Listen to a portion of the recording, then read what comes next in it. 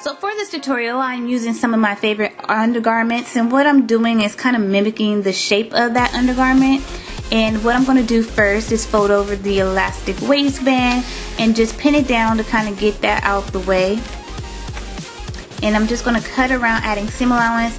I am adding in a little bit more seam allowance around where the legs will go through, because you're going to fold over once or twice and hem that part down.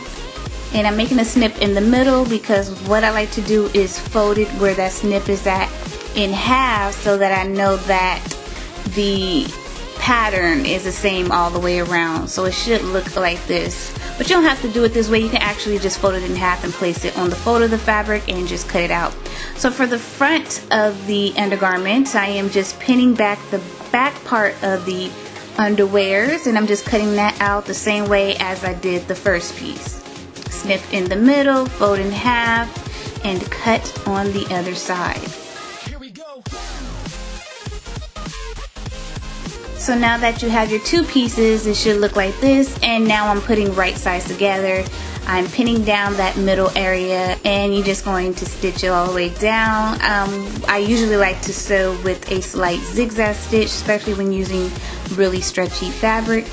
And then you're just going to pin the sides as well. And once you have it pinned, you're just going to stitch all the way down. So now I have it all stitched up. Now it's time for us to add in our waistband. So I have my Tommy Hilfiger elastic here, and I'm just placing that elastic on top of my undergarment. And I usually pin it probably about a ½ an inch down on that elastic, and I'm just pinning it all the way around. And once you have it pinned all the way around, it should look like this, because what you're going to do is top stitch that down.